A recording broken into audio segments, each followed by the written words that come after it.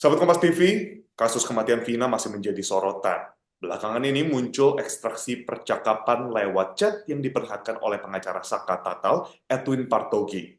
Nah, pada kesempatan kali ini bersama saya sudah ada pakar telekomunikasi, Roy Suryo, yang akan mencoba membahas ekstraksi chat tersebut.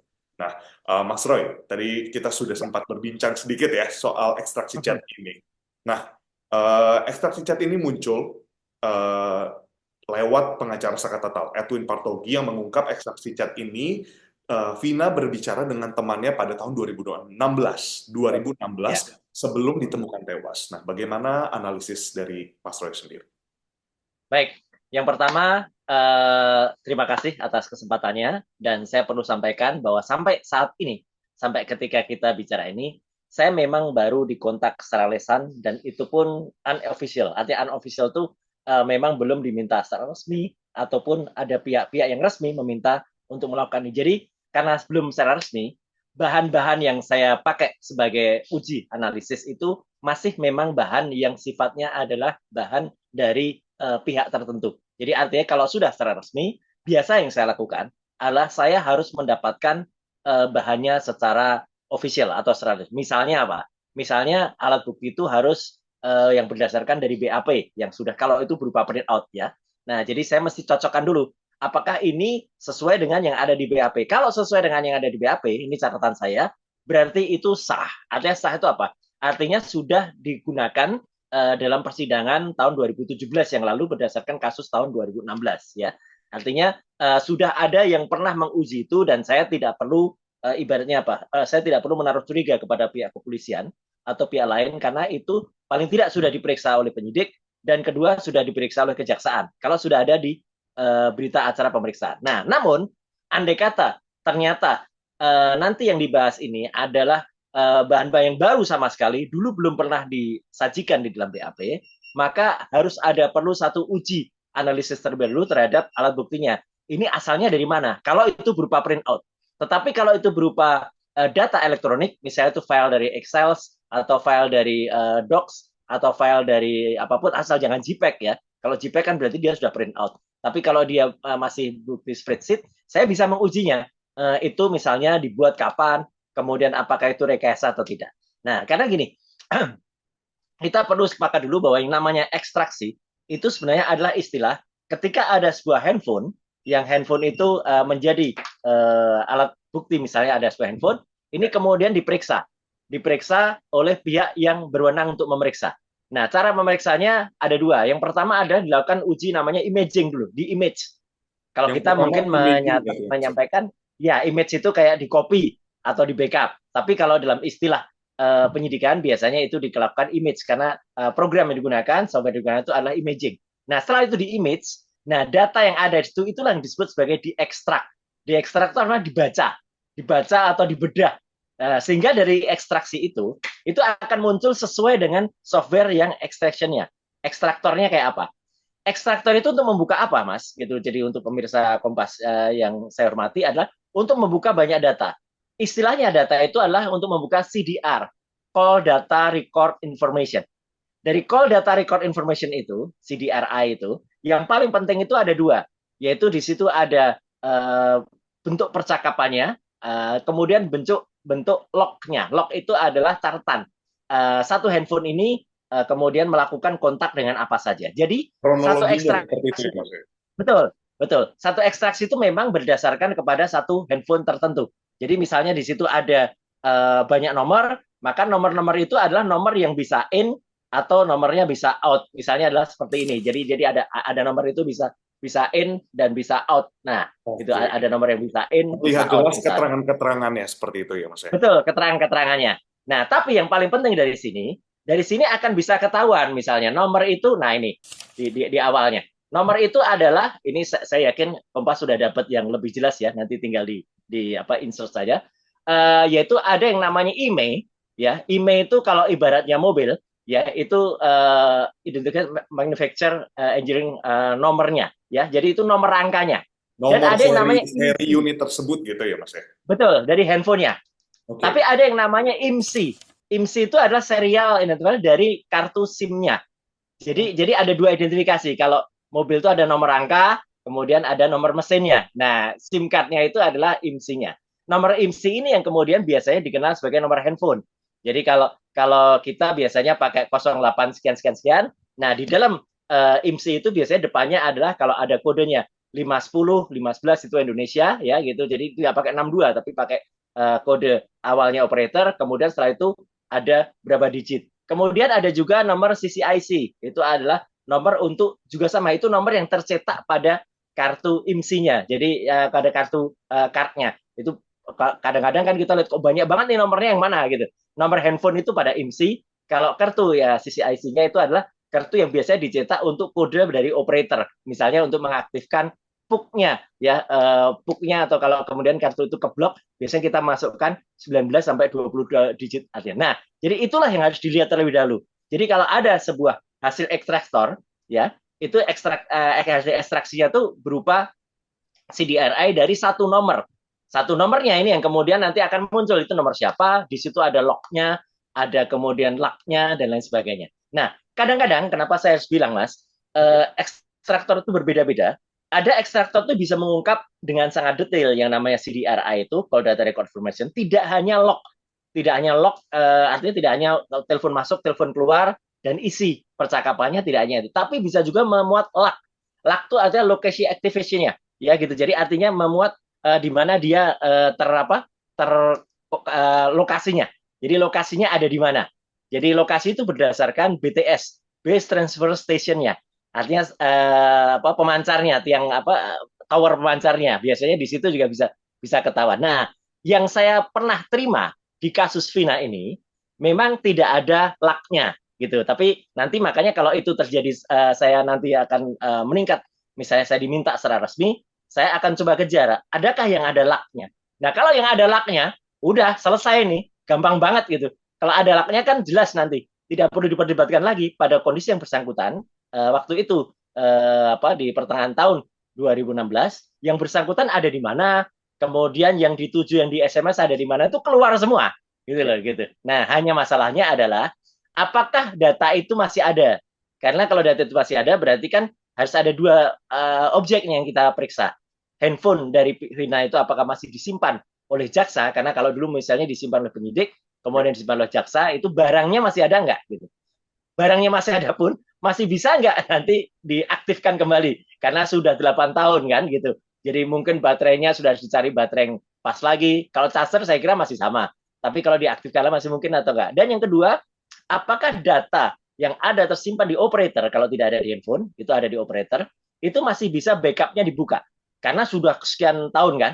Nah, tapi saya yakin data ini tidak akan pernah hilang Mas di operator. Data itu kalau tidak di backup, dan backup itu biasanya adalah dilakukan dalam periode misalnya 4 atau 6 bulan sekali, dia akan masuk devices yang lain, tidak masuk di server, tapi masuk yang namanya tape backup. Tape backup atau server tape backup atau cadangan. Nah, cadangan itu memang bisa dibuka juga, tapi itu perlu effort yang cukup besar karena dia kapasitasnya pasti besar, terabyte gitu, tera atau petabyte gitu kalau sebuah operator. Tapi itu tetap bisa dibuka dengan permintaan pengadilan atau dengan permintaan dari status hukum yang bersangkutan. Nah, jadi sekali lagi sampai dengan saat ini memang yang saya lihat adalah benar bahwa saya sudah dikontak oleh person-person ya, nama yang Mas sebut tadi sempat juga mengontak saya dan saya berterima kasih dan saya tidak ada soal. Saya pun siap membantu sepenuhnya ya case ini ya gitu dari mana saja. Karena saya tidak pernah memiliki keperbedaan mau dari pihak kuasa hukum dari Saka Tatal, kuasa hukum dari katakanlah Ibtu Rudiana pun katakanlah begitu. No problem karena ilmu pengetahuan itu netral. Ilmu pengetahuan itu tidak boleh berpihak.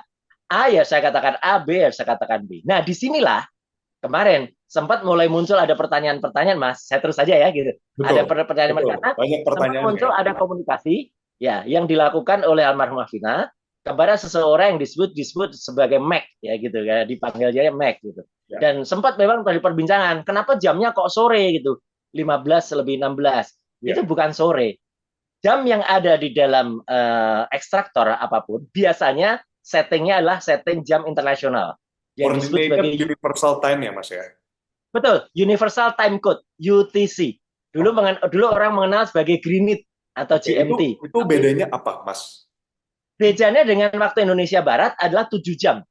Ya, jadi 7 jam bedanya. Jadi artinya waktu yang ada di situ itu harus ditambahkan 7 jam ya gitu, 7 jam supaya dia bisa menjadi waktu Indonesia Barat. Jadi kalau tertera 15:16 itu berarti 15 tambah 7 berarti 22 lebih 16 gitu kan gitu. Jadi artinya ya jam 10 malam lebih 16 menit gitu. Katakanlah begitu. Jadi artinya membacanya begitu. Nah, dari situ yang kemarin sempat beredar dan sempat juga saya sempat lihat, tapi saya harus dicatat sekali lagi, ini belum analisis ilmiah dan belum bisa dilakukan apa istilahnya kalau nanti disaksikan, karena kalau kesaksian saya harus pegang berita acara pemeriksaan, saya harus disumpah untuk kemudian membaca itu, dan saya harus pegang alat bukti yang resmi, Yang ya lengkap bukan yang tadi, sekedar. ya Mas Roy, yang lengkap tadi Betul, nih. betul, Ya, betul, bahkan yang tanpa lengkap. laknya tadi.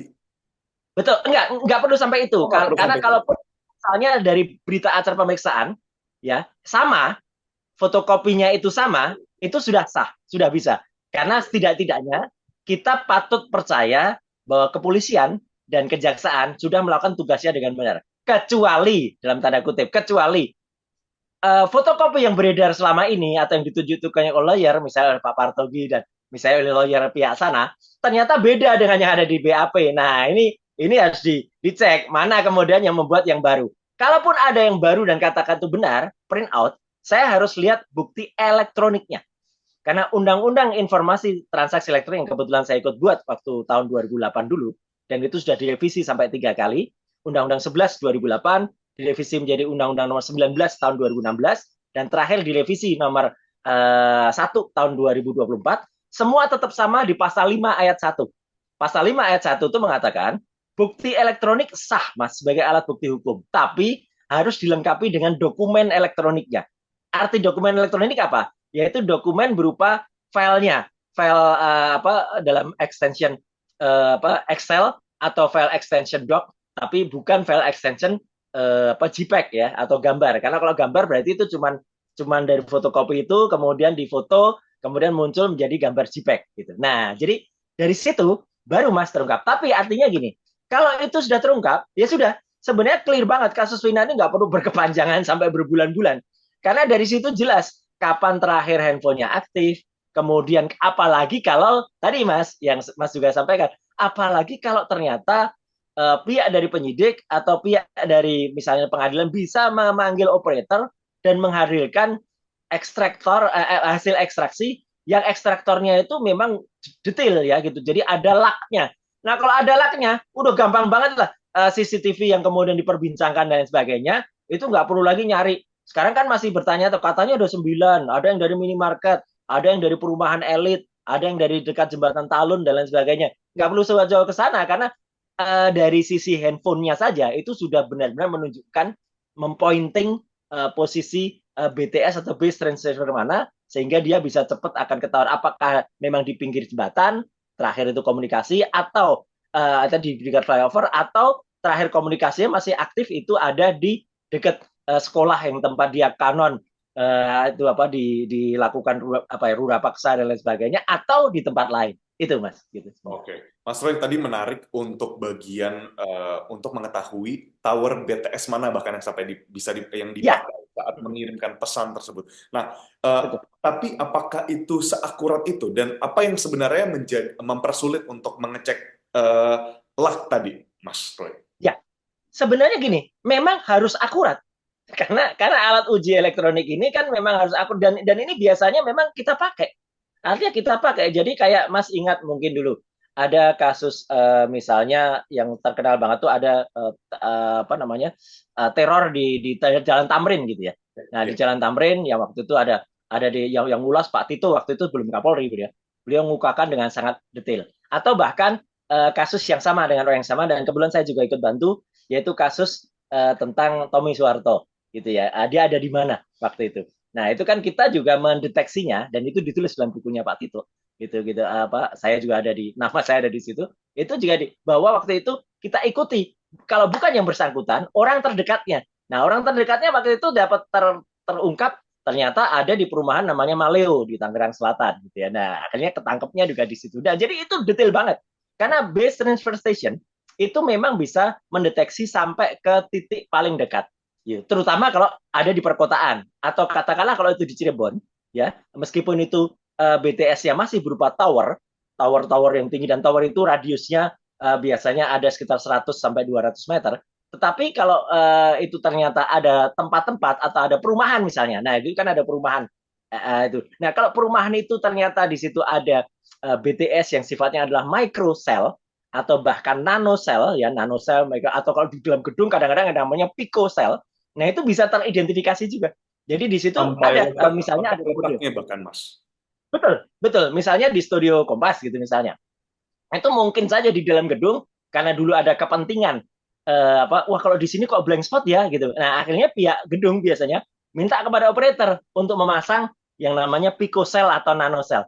Nah, dalam picocell atau nanosel itu bahkan kita bisa tahu sampai ke ruangannya. Saat ruangan-ruangannya kita bisa tahu. Jadi kalau kalau dulu ini pernah saya ungkap ketika ada kasus mafia bola ya di yang dulu ramai ketika diulas di kantor kementerian. Waktu itu saya bahkan bisa secara tersenyum dan tegas mengatakan ya nggak usah nyari pelakunya ada di dekat-dekat kita kok gitu. Karena apa? Karena BTS-nya nomor identifikasi microcell-nya biasanya kalau dalam ruangan tuh ada kayak router lah itu bentuknya. Ya. Kayak router gitu, nah itu bisa ketahuan. Jadi sedetail itu kalau memang hasil ekstrasinya itu. Tapi kalau yang saya lihat sekarang ini, yang beredar ini memang tidak ada itu. Yang saya lihat ini ya gitu. Jadi di situ hanya berupa ada nomor emailnya ada, IMSI-nya ada, nomor IC-nya ada, kemudian ada log-nya ada. Jadi log itu dia to kemana, ya, kemudian in kemana gitu. Jadi itu jelas. Ada kalog itu ada dua. Ada kalog itu hanya berupa adalah register dari nomor yang masuk. Kalau itu voice tidak ada rekaman voice-nya, tidak pernah ada. Kecuali kalau itu misalnya dia suspek dari KPK. Kalau dia suspek dari KPK atau suspek dari kasus yang lain, mungkin dulu pernah dimintakan oleh penyidik rekaman pembicaraannya, maka dari alat lain namanya interceptor, bukan ekstraktor, kalau ini namanya interceptor, itu bisa muncul suaranya, tapi tidak ada di dalam database yang kita bincangkan. Yang ada di sini maksimal adalah nama-nama telepon masuk, jadi call log-nya, jadi call log-nya apa, dan kemudian SMS yang masuk karena waktu itu adalah short message services yang masuk, ya gitu, atau SMS yang masuk, atau SMS out-nya, semacam yang diperbincangkan. Jadi ketemu nggak Mac gitu atau apa gitu ya, itu adalah SMS. SMS memang tercatat di operator dan juga tercatat pada hasil ekstraksi. Gitu. Mas, tadi berarti yang menjadi tantangan untuk mendapatkan luck itu sendiri adalah Ya. ekstraktornya. Berarti. Betul, betul. Dan saya yakin sebenarnya bukan masalah waktu. Ini kan kadang-kadang orang bilang 2016 kata pasti nanti ada gitu. Belum ada alat itu. Sudah ada, Mas, alat yang ekstraktor yang sangat detail itu. Bahkan sudah saya pakai dulu itu awal-awal sebelum tahun 2010 saja ada. Saya meneliti kasus-kasus macam ini kan sudah jauh hari, Mas, gitu. Mungkin sekitar 20-an tahun yang lalu ya. Itu sudah ada alat-alat yang memungkinkan ada gitu. Oke, Gitu. berarti Nah, alasan-alasan hanya masalahnya enggak, itu kenapa saya bilang ini? alasan-alasan Karena seperti kan ada alasan itu dipakai untuk CCTV kan? Betul. Ya kan ada alasan dipakai untuk CCTV kan? Katanya CCTV-nya ada, tapi waktu itu nggak ada ahli yang bisa buka. Maaf, Mas. Saya pernah neliti kasus 14 tahun yang lalu, kasus 2010 waktu itu. Kasusnya almarhumah Alda Risma. Ya, Alda Risma itu seorang artis yang dia meninggal karena overdosis di salah satu hotel di Menteng. Ya, itu pun CCTV-nya sudah bisa kita periksa. Jadi ada gitu loh. Itu apa? Itu 16 tahun yang lalu. Maaf, 14 tahun yang lalu. Jadi tahun 2010 saja bisa. Lah ini kita kasusnya tahun 2016 kok gitu. Jadi kalau saja misalnya Polsek atau Polres Cirebon tidak memiliki petugas yang ada ya, kejaksaan atau hakim kan sebenarnya bisa minta kepada Mabes Polri gitu, dan Mabes mungkin nanti memerintahkan Polda yang bisa, misalnya adalah Polda Jabar waktu itu ya, atau kalau Polda Jabar nggak bisa, minta ke Barreskrim atau Mabes. Mabes pasti adalah ekspertisnya, dan saya yakin polisi itu pasti ada. Jadi artinya kenapa nih saya harus bilang gitu, supaya tidak ada alasan lagi kalau nanti ternyata ini zaman dulu nggak ada ekstraktornya, ada ya, hanya saja mungkin sekarang mungkin ya ini saya harus posibilitasnya. Ya, handphonenya sendiri sudah tidak bisa dibuka lagi, misalnya sudah rusak secara teknis ya. Jadi handphonenya masih ada fisiknya, tapi tidak mungkin dibuka lagi karena mungkin sudah udah rusak benar ya, baterainya sudah tidak ada, kemudian ada baterainya pun dia sudah mati sama sekali. Meskipun ini sebenarnya sih kalau dikasihkan tukang handphone di Roxy atau di Glodok itu pasti menyala lagi lah gitu, gitu. Jadi sebenarnya masih segala cara lah gitu ada. Tapi kalaupun tidak, sepanjang bukti-bukti ekstraksi yang sekarang sudah beredar itu sama dengan yang ada di berita acara pemeriksaan, ya oke, itu gunakan saja. Jadi cepat aja gunakan itu untuk bisa digunakan sebagai alat bukti yang sah. Setidak-tidaknya time code-nya atau waktunya itu bisa memastikan kalau yang bersangkutan masih melakukan komunikasi pada jam sekian ke sekian dan dengan orang-orang yang ada. Dan orang-orang yang ada itu pun sebenarnya bisa kemudian dilakukan pemanggilan gitu. Saya pernah melihat di salah satu tayangan, dua orang itu kemudian sempat dihadirkan juga selaku narasumber dan mereka mengatakan iya benar, waktu itu mereka berkomunikasi juga kok gitu. Jadi mereka ingat, cuman biasanya ingatan orang tuh itu tidak sedetail ingatan teknis dari handphone. Kalau handphone detail banget kan, jam 10 malam lebih 16 itu clear.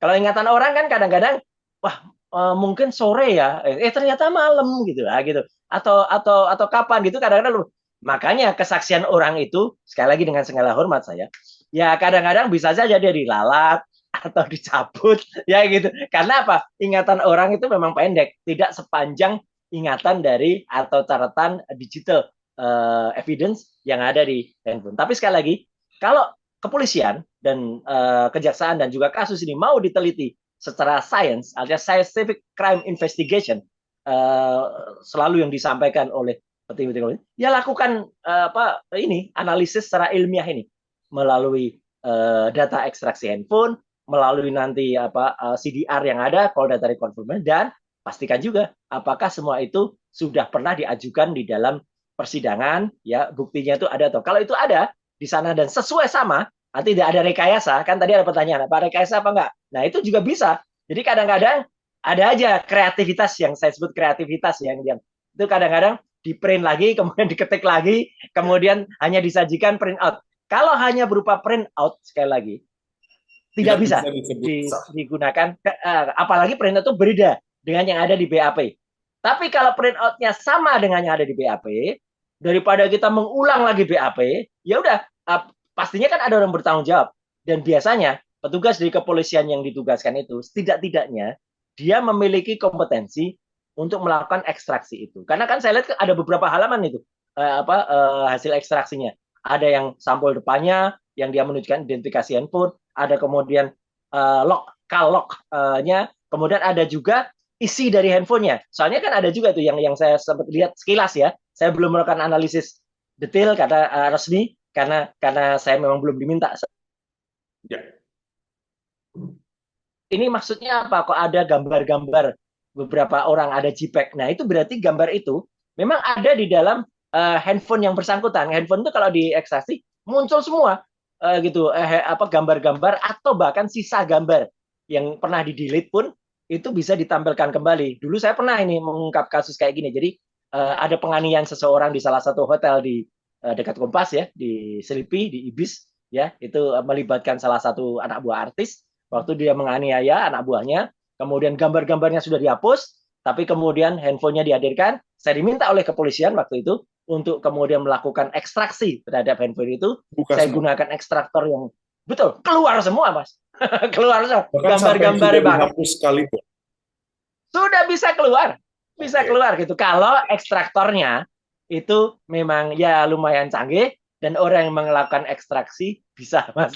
Kalau ekstraksi canggih tapi kalau yang ekstraksi juga nggak bisa ya sama aja gitu. Jadi alhamdulillah waktu itu keluar semua, digunakan sebagai alat bukti di persidangan. Dan ini yang penting, ketika melakukan itu semua harus dilakukan sebagai lawful action gitu. Artinya lawful action itu secara hukum benar. Jadi saya diminta secara resmi. Itu tadi makanya saya bilang harus diminta secara resmi ya. Jadi ada permintaan secara resmi. Yang kedua adalah ketika melakukan itu saya tanda tangan juga berita acara pemeriksaan. Kemudian saya disumpah, ada berita acara sumpah. Dan setelah saya melakukan itu, saya lakukan itu tertulis lengkap dan kemudian disaksikan oleh, dan saya tidak boleh kemudian dengan seenaknya itu saya bawa pulang, kemudian dilakukan apa enggak, karena saya pun dulu melakukannya di kantor kepolisian. Jadi saya lakukan di kantor kepolisian, dan apalagi kalau sekarang kan polisi juga banyak lah expert kayak gitu kan gitu. Ada Pak Muhammad Nuh, ada Christopher dan lain sebagainya. dia bisa lakukan itu, dan ketika dia melakukan ekstrak kayak gitu, keluar semua Mas nanti. Begitu keluar semua, ya sudah, itu nanti akan bisa digunakan sebagai alat bukti yang sah sesuai dengan Undang-Undang Informasi Transaksi Elektronik yang terbaru nomor 1 tahun 2024.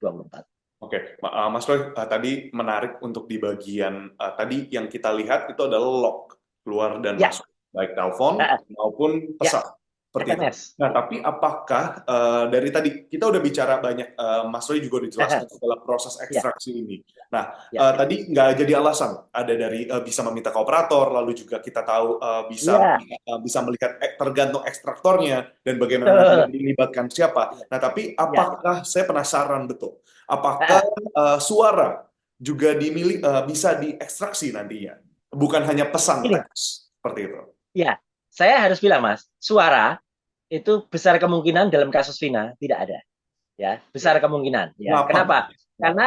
Karena yang bersangkutan, maaf ini, dengan segala hormat saya, memang bukan TSK korupsi, ya kita bukan koruptor.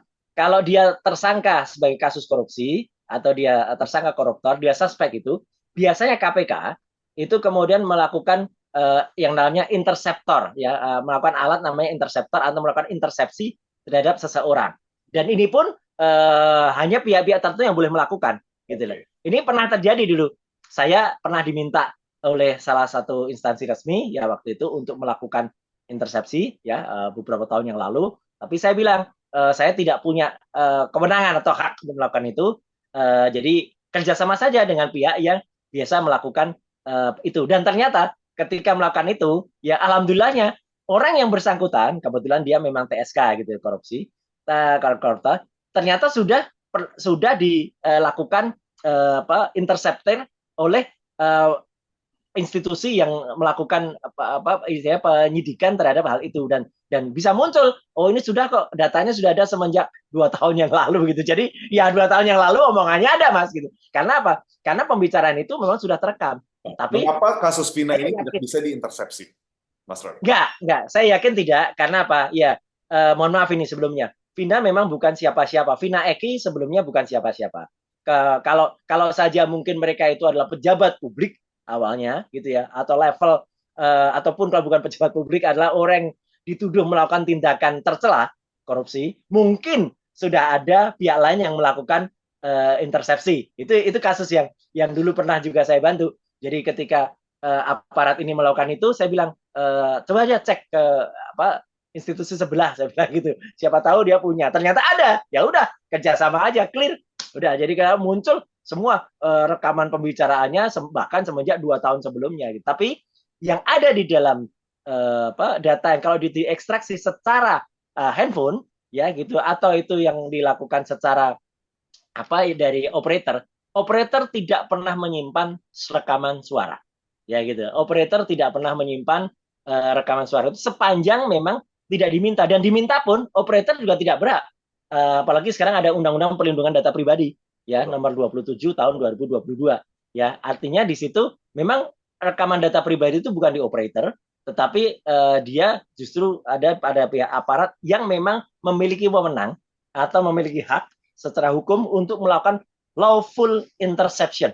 Jadi kalau dia tidak lawful interception, dia unlawful interception, itu malah dilarang dan melanggar Undang-Undang Perlindungan Data Pribadi. Oke, Mas Roy, berarti interseptor ini bisa Ya. dilakukan dan diaplikasikan secara langsung saja, atau bisa sebenarnya lihat dari history gitu, maksudnya lihat dari yang Enggak, sudah terjadi. harus dilakukan secara langsung oleh Oh, alat yang beda, bukan baik. ekstraktor. Alatnya beda. Interceptor itu alatnya ada khusus lah. Itu Oke. ada mobil tertentu ya, bentuknya mobil. Kalau dulu bentuknya mobil, kalau sekarang bentuknya koper, Berarti koper memang kecil gitu ya. direncanakan seperti itu. Direncanakan, harus Oh, oke. direncanakan, Baik, harus sejak awal dilakukan, baik. dan itu pun tidak bisa sepanjang waktu. Misalnya KPK melakukan intersepsi terhadap seseorang, kemudian orang ini di-tag mulai dari sekarang gitu, ya ini ada waktunya kan, gitu, nggak mungkin sepanjang saat. Tapi memang kejelekan interceptor ini, kalau kita lihat, mohon maaf lagi ya, pada kasus-kasus yang misalnya yang sudah diungkap oleh KPK, dulu KPK pernah mengungkap kasus yang melibatkan mantan ketua institusi tinggi ya gitu. Jadi waktu itu semuanya muncul Mas, sampai ke hal yang sifatnya pribadi pun juga muncul. Jadi, jadi pembicaraan dia bukan hanya yang dilakukan dengan kasus terkait, tapi pembicaraan dia dengan wanita, pembicaraan dia dengan keluarga. Nah, itu muncul. Itu yang kemudian kan menjadi pertanyaan juga, sah nggak kemudian kalau bukti yang lain itu kemudian ikut diungkapkan di sidang gitu kan misalnya gitu. Jadi Baik. memang jadi ribet Mas gitu kalau kalau kalau kalau soal intersepsi ini gitu. Karena kalau intersepsi ini memang keluarnya juga bisa seperti yang kita sering lihat lah kalau di persidangan itu apa kata-katanya maksudnya halo kemudian ya posisi di mana gitu dusnya sudah siap belum gitu kemudian oh iya ini ada apel Malang gitu atau apel apel Amerika gitu itu kan istilah-istilahnya kemudian jadi muncul semua begitu itu sudah di tekskan gitu ditranskripkan nah itu muncul semua tapi transkrip itu berasal dari rekaman pembicaraan alat namanya interceptor tapi itu harus dilakukan secara dari awal sebelumnya atau harus direncanakan kalau menurut Mas tadi. Dan saya cukup yakin ya terus terang ini saya objektif aja. Dalam kasus Vina dan Eki ini nggak ada rekaman pembicaraan itu nggak ada. Karena mereka mohon maaf ini memang bukan orang yang kemudian pantas untuk dilakukan rekaman itu atau penyadapan itu ya. Tapi kalau yang bisa membantu adalah ketika handphone ini diekstraksi sekarang ini dan kemudian ekstraktornya meskipun ekstraktornya tidak keluar laknya, tidak keluar posisinya, nggak apa-apa, ya. Setidak-tidaknya bisa muncul isi-isi pembicaraan dan waktunya. Yang paling penting kan waktu atau timestamp itu kan jelas banget gitu. Ternyata pada jam sekian mereka masih gitu, atau jam sekian mereka masih komunikasi. Berarti ini apa? Mohon maaf ini kalimat saya, kata-kata saya mungkin agak agak apa ya menghebohkan. Itu membuyarkan kesaksian-kesaksian secara oral dari orang-orang, Mas. Karena kalau kesaksian orang itu kan bisa dia ada apa ya, ada pretensi tertentu. Tapi kalau alat bukti berupa ekstraksi ini nggak ada anunya mas. Dia nggak ada pretensinya terhadap apapun ya dia A ya dia bilang A. Di situ terjadi komunikasi atau terjadi komunikasi. Kalaupun terjadi kesalahan, biasanya kesalahan itu ada pada setting waktu biasanya. Tapi kalau setting waktu ini adalah setting waktu dari operator, biasanya dia nggak salah. Karena operator itu standarnya internasional. Nah, Default ya. setting waktu yang saya maksudkan, ya setting waktu yang saya masalah itu misalnya terjadi pada kasus kopi sianida, pada kasus ketika terjadi kasus kopi sianida itu di Cafe Olivier, itu ketika dilakukan perekaman CCTV, memang tidak dilakukan proses namanya synchronizing.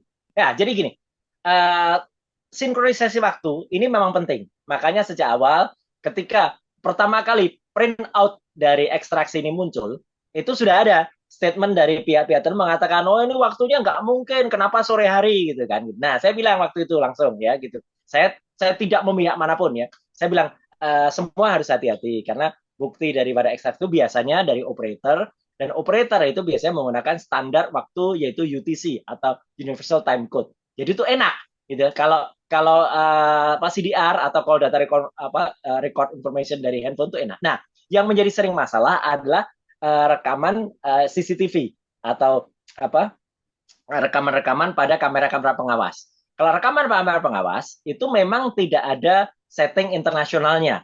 Biasanya itu disetting pada mesin DVR, digital video recorder yang bersangkutan. Pada kasus kopi sianida yang melibatkan Jessica Kumala Wongso dan kemudian korbannya adalah Mirna Salihin waktu itu adalah rekaman yang ada pada Cafe Olivier. Ini saya harus objektif mengatakan memang ada kesalahannya atau ada tidak kekurang akuratan penyidik waktu itu tidak melakukan sinkronisasi waktu. Jadi itu ada perbedaannya dan itu pada persidangan ramai banget itu. Itu ada perbedaan sekian menit, itu yang mengatakan itu bisa dimanfaatkan oleh lawyer masing-masing. Yang satu mengatakan oh, buktinya dia pada saat itu masih ada di kasir kok gitu. Tapi kan kemudian ada uji klinis lain yang membuktikan kalau ternyata bukti sianida itu dideteksi itu bisa berpengaruh pada saat dia masuknya itu sekian jam sebelumnya. Dan ketika ditarik sekian jam sebelumnya, waktunya tidak cocok dengan yang ada di CCTV. Karena dari CCTV itu belum diminum, waktu itu masih baru. Nah, ini sebenarnya gampang jawabnya. Karena yang ada di CCTV itu belum dilakukan sinkronisasi. Kalau waktu itu sudah disinkronize, ya, waktunya akan kemudian sama dengan hasil laboratorium yang mendeteksi adanya sisa sianida yang diperiksa pada laboratorium kesehatan. Jadi itu penting banget ya sinkronisasi. Nah, kecuali CCTV yang bersangkutan itu di up ke dalam satu apa namanya cloud ya. Sekarang kan banyak Mas Ya, CCTV yang di up ke cloud. Misalnya kita punya CCTV di rumah, kita up ke cloud. Nah, waktu di cloud ini biasanya bisa disinkronize, gampang. Kalau waktunya di cloud, tinggal kita bandingkan cloud sistem misalnya XMI atau misalnya CCTV HK Vision atau apa itu biasanya akan muncul nanti waktunya. Itu tinggal di setting. Tapi sekali lagi, sinkronisasi waktu kalau pada kasus Vina dan Eki itu sebenarnya gampang, clear banget. Tinggal waktunya disesuaikan dengan UTC, Universal Time Code, artinya Indonesia ini UTC plus 7. Jadi Indonesia itu sama dengan UTC plus 7 atau GMT plus 7. Tinggal nanti dicocokkan waktu yang tertera di CDRI itu hasil ekstraksi itu berapa itu di situ jelas nih. Di situ ada waktunya kemudian UTC plus 0. Artinya dia waktunya UTC. Nah gitu, karena waktu UTC tinggal ditambah 7 jam itu menjadi waktu Indonesia Barat dan waktu itu mohon maaf Mas saya harus bilang tidak akan bohong Mas. Tidak bisa bohong karena waktu itu adalah waktu yang sudah benar-benar ditentukan pada saatnya dan kemudian tidak bisa dicabut oleh keterangan yang sekarang banyak banget yang keterangan oh tadinya iya mengatakan enggak tadinya mengatakan ya ternyata iya kayak ya, gitu Mas. berarti dari analisisnya Mas Troy sendiri sebenarnya udah nggak ada alasan kalau tidak bisa dilihat secara saintifik seperti itu. Bahkan saintifik ini mengarah pada hal-hal teknis yang sangat sudah jelas, benar, sudah akurat seperti itu kan ya Mas ya? Betul, betul. Meskipun dengan catatan sekali lagi Mas, dengan Ya. catatan harus diingat print out yang sekarang beredar dan dipegang oleh kuasa hukum itu sama dengan yang ada di BAP yang ada dihadirkan di sidang. Kalau itu sama, ya itu berarti apa? Berarti ya dulu sudah pernah diperiksa. Saya percaya analis dari pihak kan polisi kan pasti juga punya analis teknis. Ya, analis teknis pasti dia sudah membaca. Dia sudah bersertifikasi tertentu untuk membaca itu dan artinya dia sudah mengesahkan itu. Perkara apakah itu harus saya ketemu nanti bukti elektronik filenya, kalau sudah menjadi alat bukti di persidangan, berarti dia sudah setidaknya disahkan oleh dua institusi, institusi kepolisian dan institusi kejaksaan, karena jaksa kan ada juga yang namanya jaksa peneliti. Sebelum dia P21, dia kan ada jaksa peneliti yang meriksa berkas itu. Nah, di situ kan sudah ada standarnya. Kalau itu misalnya hasil dari ekstraksi itu tidak sesuai dengan aturan hukum, tidak lawful ya extraction, dia harusnya nolak gitu. Nah, kalau itu ternyata sudah diterima, nah itu kan berarti setidaknya dua institusi sudah melakukan itu. Oke, Pak. Kecuali, ya, sekali lagi, kecuali itu ternyata beda. Nah, kalau beda, harus kita ulang dari awal. Berarti handphone dari almarhumah Vina itu harus diketemukan dulu. Nah, sialnya kalau ternyata jawabannya handphonenya sudah rusak atau handphonenya sudah hilang, ya wassalam Mas. Gitu. Oke. Baik, Mas Roy, berarti kronologi itu jadi hal yang penting tadi yang seperti Mas Roy sudah Ya, bilang. Tapi sebenarnya kalau dilihat dari yang sudah-sudah yang terjadi, muncul nih kecurigaan dari masyarakat seperti itu. Adanya manipulasi, lalu adanya rekayasa. Tadi yang udah Mas Roy jelaskan panjang lebar sekali. nah, ya. Sebenarnya apakah BAP ini, maksudnya bukti di BAP ini bisa dipaparkan ke publik? Seperti itu Mas Roy. Kalau dari Harus, harus kan? harus, harus. Karena gini ya, artinya gini, dengan segala hormat saya mencoba objektif saya. Saya sekali lagi ya, ini harus saya tandaskan. Saya tidak berdiri di satu pihak manapun. Saya berdiri di ilmu pengetahuan. Saya berdiri di kebenaran. Meskipun saya memang belum diminta secara resmi atau apalagi belum disumpah. Tapi setidaknya kalau nanti pun dilakukan, saya akan menyampaikan apa yang ada pada scientific crime investigation atau pada scientific apa bukti-bukti itu gitu. Jadi kalau itu misalnya ada forensiknya, yaitu saya sampaikan sesuai dengan digital forensiknya. Saya sampaikan di situ. Nah, apakah ini harus dikemukakan masyarakat? Harus. Karena namanya berita acara pemeriksaan itu sudah sah, itu harus diketahui juga oleh publik. Kan itu kan biasanya itu menjadi berkas yang kemudian itu dibaca di persidangan. Perkara apakah? Nah, ini pandangan hukum nih, Mas. Artinya bukan pandangan saya. Apakah bukti itu ternyata digunakan tidak di persidangan? Kalau dia digunakan, dulu digunakan, berarti dia nggak bisa digunakan sebagai novum. Tapi kalau dia ada di bukti, tapi belum digunakan, dia bisa sebagai novum. Itu kan istilahnya. Novum adalah sesuatu yang sifatnya sudah ada pada waktu itu, ya, tetapi tidak digunakan sebagai alat bukti. Itu novum. Bukan berarti alat bukti yang sama sekali baru atau alat bukti yang baru ditemukan setelah peristiwa itu ada, itu bukan novum.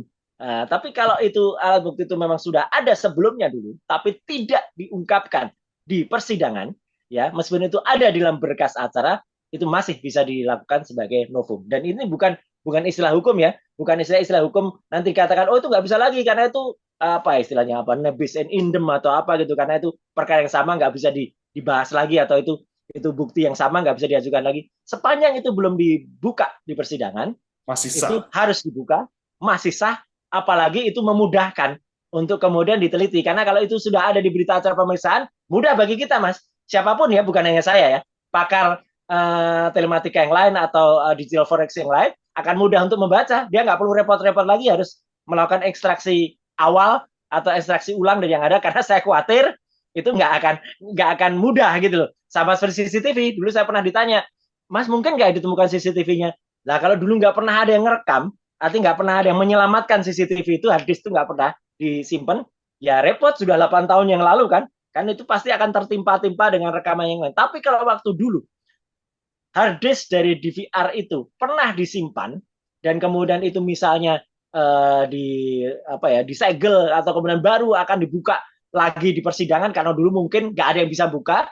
Nah sekarang itu bisa dibuka, itu benar-benar bukti yang luar biasa gitu bisa dipakai di persidangan. Tapi kalau CCTV saya kok nggak yakin masih bisa diangkat lagi. Gitu. Oke, Mas Roy, saya mau tanya singkatnya, Ya, kira-kira ya, jika memang ternyata di BAP ini tidak sesuai atau mungkin tidak lengkap tadi yang sudah disampaikan dan ya. harus mengulang, harus kembali dibuka lagi di ponsel Ya, korban Vina dan ya, juga di sini ponsel dari yang menghubungi seperti itu, menerima ya. pesan, mengirim pesan, itu harus diulang lagi. Kira-kira apa yang dibutuhkan dan Waduh, memungkinkan atau tidak?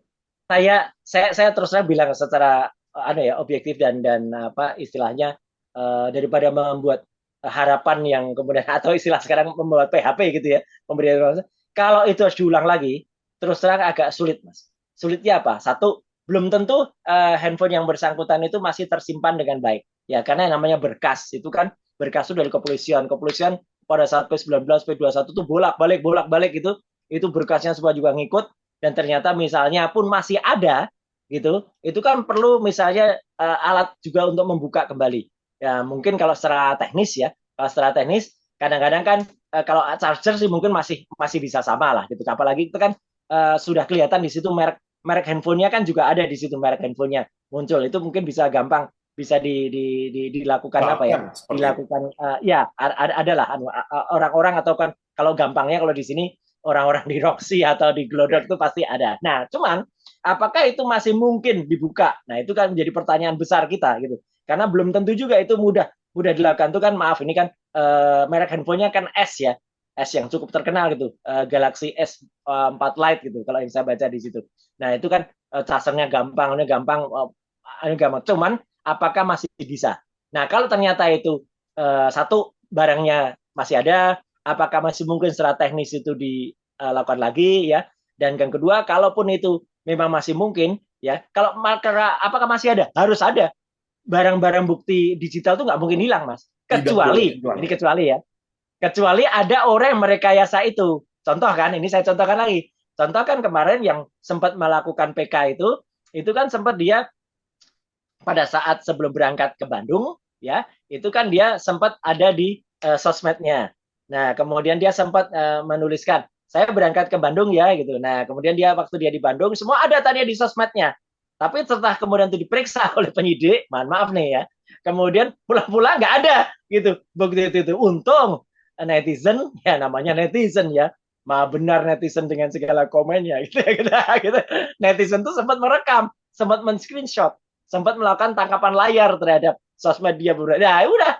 Jadi udah terbukti ini dulu ada kok, sekarang nggak ada. Nah, berarti itu ada kemungkinan rekayasa. Jadi kalau saya sih lebih baik tidak usah mengulang kalau mungkin ada. Kalau bisa pakai berkas yang masih ada semua, tinggal berkas itu kemudian dilakukan penelitian atau pengesahan lagi ya, apakah itu memang sama dengan yang ada beredar. Kalau ternyata yang beredar ini beda, ini mungkin saja kan gitu ternyata ada rekayasanya, ya berarti harus cari siapa yang merekayasa berkas yang sekarang beredar. Ya. Nggak boleh gitu kalau kemudian ada pihak-pihak tertentu yang memalsukan seolah-olah itu dari BAP, padahal itu bukan dari BAP. Gitu. Harus hati-hati juga. Oke, itu sama-sama yang mau kita simak pastinya ya Mas Roy Ya, bersama-sama juga dengan sahabat Kompas betul. TV di sini. Terakhir Mas, Siap. tadi kita udah panjang lebar berbicara Ya. soal sebenarnya sudah tidak ada alasan lagi untuk tadi Mas Roy juga bilang ini kasus sebenarnya tidak perlu menunggu berminggu-minggu. Nah, tapi Iya. kalau dari yang Mas Roy lihat sendiri, kira-kira apa sih Mas yang menjadi tantangan dari semua pihak dan juga sebenarnya apa sih yang memperlambat kasus ini untuk bergulir? Terus terang gini, terus terang Mas, ini terus terang ya dari hati Ya, saya yang paling dalam. ya, Terus terang awal saya itu tidak terlalu tertarik masuk kasus ini, terus terang ya gitu awalnya.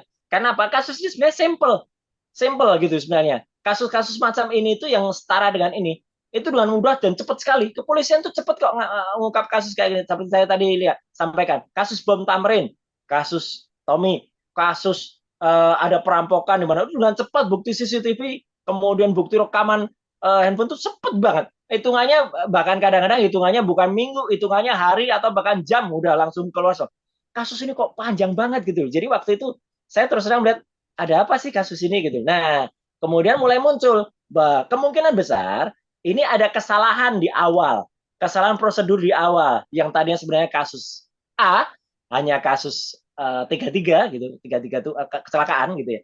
Hanya kasus 33 kemudian menjadi kasus apa pembunuhan. Nah, kemudian pasti ada pihak-pihak yang kemudian merasa keberatan kalau kemudian diulang lagi atau diulang lagi. Nah, itulah makanya kemudian kan muncul banyak silang pendapat. ya, Kemudian ada sampai institusi yang sama saja seolah-olah tampak beradu gitu ya. Ada level polsek, katakan ini dulu kasusnya begini, ternyata belum naik ke Polres, ternyata di Polres begini, ini ternyata udah diambil lagi sampai ke TP1 Pak Kapolri sampai juga mengatakan ini harus disidik secara objektif dan setransparan mungkin bahkan sampai presiden. Begitu sudah sampai presiden komentar, ini bagi saya Mas terus terang malah aduh, kasus kayak gini kok harus melibatkan sampai RI 1 sih gitu. Jadi malah saya terus terang waktu itu mengatakan ini ada apa-apanya ini kasus ini malah gitu. Maksud saya adalah ya mungkin ada yang mau sengaja dibikin panjang gitu ya gitu untuk yang lain tapi ya makanya saya memang belum belum terlibat atau belum mau melibatkan diri ataupun seperti sekarang kan saya sebenarnya juga tidak terlibat gitu atau belum terlibat hanya karena sudah mulai dimintain komen ya saya sampaikan apa adanya aja gitu tapi ya. artinya adalah saya sih sangat berharap kasusnya segera karena apa karena sudah jelas digital evidence itu merupakan hal yang jujur tidak mungkin digital evidence itu salah kecuali sekali lagi kecuali ada orang yang merekayasa bukti digital evidence dan kalau ada orang yang merekayasa orang itu harus kemudian menjadi ikut dipidana karena dia berarti sudah membuat kesalahan dan mengakibatkan orang lain bisa jadi celaka. Betul. Baik, baik, Mas Roy. Oke, Sekian wawancara kita pada baik, hari ini, Mas Roy. Begitu, siap. terima kasih. Kami dari Kompas TV juga bisa berbincang-bincang mengenai ekstraksi Sama-sama, percakapan Mas. dari ponsel Vina ini. Nah, sahabat Kompas TV semua yang ada di rumah dan yang menonton sekarang wawancara dengan Mas Roy barusan yang kita lakukan, mengetahui dan juga pastinya berharap bahwa pihak kepolisian dapat menyelidiki Ya, dan juga menuntaskan kasus ini dengan sesuai cepat. dengan prinsip Betul, digital scientific evidence ya gitu ya. betul. Dan Investigasinya harus menggunakan digital evidence. Ya, ya, dan juga dengan akurat dan juga presisi. Nah, siap. harapannya juga untuk semua pihak yang dilibatkan, baik itu ekspertis maupun dari pihak-pihak lainnya, seperti kuasa hukum dari banyak pihak yang sudah ikut di dalam kasus Ya, ini, dapat juga mengutamakan tadi sains dan juga ya, mengutamakan yang pastinya kebenaran. Seperti itu, sahabat Kompas betul. TV. Saya Edwin Chan dan di sini bersama dengan saya. eh, Mas Roy Suryo, terima kasih banyak Mas atas Ya, waktunya sekali lagi. sama-sama. Terima kasih. Baik, Semoga sampai bermanfaat, jumpa. Mas Edwin. Semoga Sampai jumpa bermanfaat untuk Kompas TV. semuanya. Sampai jumpa. Baik, makasih.